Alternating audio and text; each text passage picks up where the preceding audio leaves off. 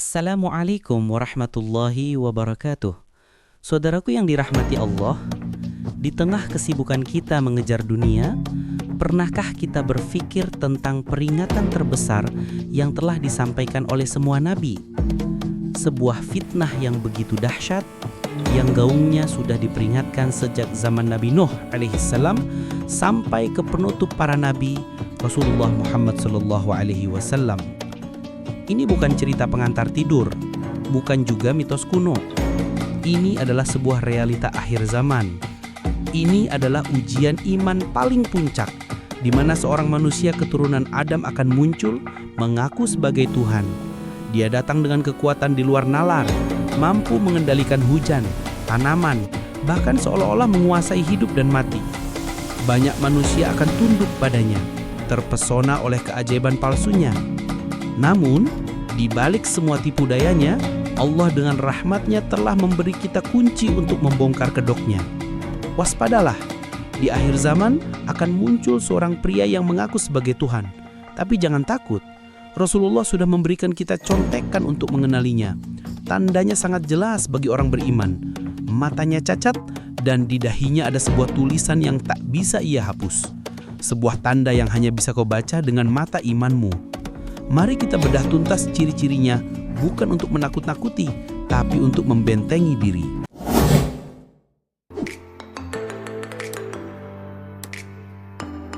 Bagian 1. Memahami skala fitnah Dajjal.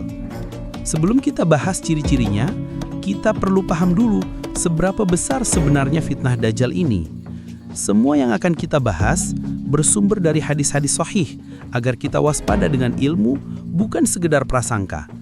Rasulullah SAW bersabda, tidak ada satupun makhluk sejak Adam diciptakan hingga terjadinya kiamat yang fitnahnya lebih besar dari Dajjal. Hadis riwayat Muslim. Bayangkan, fitnahnya disebut lebih besar dari Fir'aun yang mengaku Tuhan. Mengapa? Karena Dajjal tidak datang dengan perindasan. Ia datang dengan solusi. Ia diramalkan muncul di saat dunia sedang krisis, di tengah kelaparan dan kekeringan. Lalu datanglah ia, seorang pria yang dengan perintahnya bisa menurunkan hujan, menumbuhkan tanaman, dan mengeluarkan kekayaan bumi. Ia akan membawa sesuatu yang tampak seperti surga dan neraka. Bagi mereka yang imannya rapuh, bagaimana mungkin mereka tidak tergoda? Disinilah pentingnya kita tahu bahwa Dajjal bukanlah jin atau makhluk gaib. Para ulama menegaskan ia adalah manusia keturunan Adam yang makan dan minum seperti kita. Karena ia manusia, ia punya ciri fisik, punya kelemahan, dan pada akhirnya akan mati. Dan ciri-ciri inilah yang menjadi perisai bagi kita. Kisah sahabat Tamim Ad-Dari yang terdampar di sebuah pulau dan bertemu sosok Dajjal yang terbelenggu, yang kemudian dibenarkan oleh Rasulullah, menegaskan bahwa Dajjal adalah entitas nyata yang menunggu waktu untuk dilepaskan. Dan saat ia muncul, kita harus siap mengenalinya. Bagian 2. Ciri fisik utama, tanda yang tak terbantahkan. Sekarang, kita masuk ke inti pembahasan. Rasulullah memberikan deskripsi yang sangat detail, seolah kita bisa melihatnya langsung. Poin 1. Postur, kulit, dan rambutnya yang khas. Menurut kumpulan hadis, Dajjal adalah seorang pemuda, bukan orang tua. Tubuhnya digambarkan besar, tegap, namun ada riwayat yang menyebut ia agak pendek dan bungkuk dengan jarak antar betis yang berjauhan. Kulitnya kemerahan atau putih, namun ciri yang paling sering diulang adalah rambutnya yang keriting, lebat dan kaku. Rasulullah menggambarkannya seperti dahan pohon yang rimbun, sangat khas.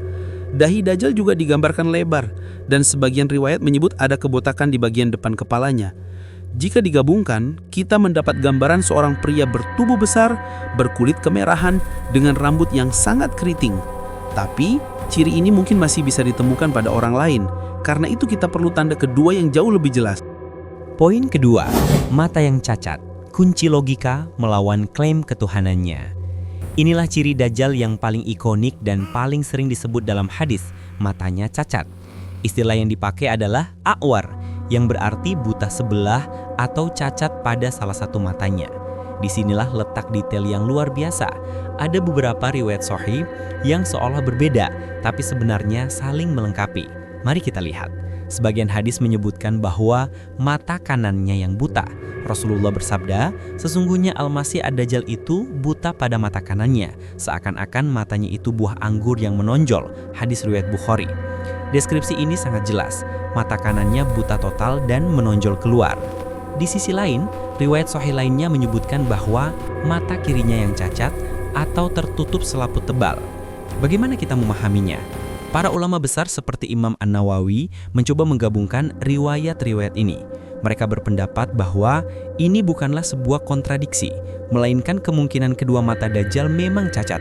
Satu mata, kanan, buta total dan menonjol, sementara mata lainnya, kiri, juga cacat, mungkin tertutup selaput atau bentuknya aneh. Subhanallah, betapa detailnya petunjuk ini. Apa hikmah terbesarnya? Rasulullah memberikan kalimat pamungkas yang meruntuhkan semua klaim Dajjal. Beliau bersabda, "Dan ketahuilah, sesungguhnya Rob kalian tidaklah buta sebelah." Kalimat ini adalah senjata kita. Ketika Dajjal mengaku sebagai Tuhan, seorang mukmin cukup melihat wajahnya dan berkata dalam hati, "Tuhanku maha sempurna, sedangkan engkau punya cacat yang bahkan tidak bisa kau sembuhkan. Engkau pendusta." Poin ketiga, tulisan kafir di dahi, segel yang hanya terbaca oleh iman. Jika cacat mata adalah tanda fisik, maka ciri ketiga ini adalah tanda spiritual yang hanya bisa diakses dengan iman. Rasulullah SAW bersabda bahwa di antara kedua mata Dajjal tertulis kata kafir, atau dalam riwayat lain dieja per huruf, kaf, fa, ro.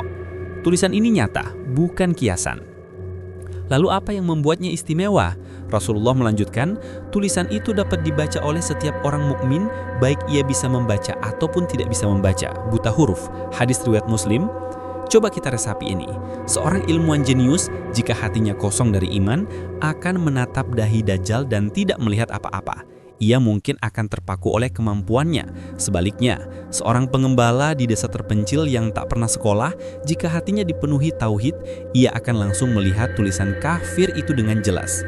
Ini adalah penegasan bahwa di akhir zaman, kecerdasan intelektual saja tidak cukup untuk menyelamatkan kita. Satu-satunya alat deteksi kebohongan Dajjal adalah cahaya iman di dalam hati.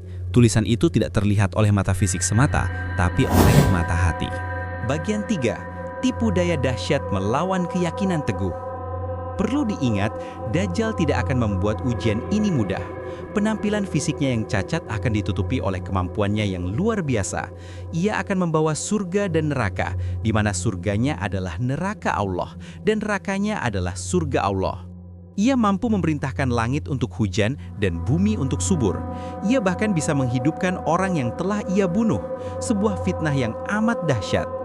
Ujiannya adalah mana yang akan kita percaya, mata fisik kita yang melihat keajaiban palsu itu, atau mata iman kita yang percaya pada kabar dari Rasulullah ribuan tahun lalu tentang cacat fisik dan tulisan di dahinya. Saudaraku, setelah tahu semua ini, lalu apa yang harus kita lakukan? Mengetahui cirinya adalah satu hal, tapi mempersiapkan benteng pertahanan adalah kewajiban.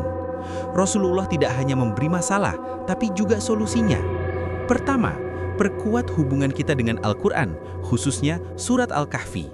Rasulullah bersabda, "Barang siapa menghafal 10 ayat pertama dari surah Al-Kahfi, maka ia akan terlindung dari fitnah Dajjal."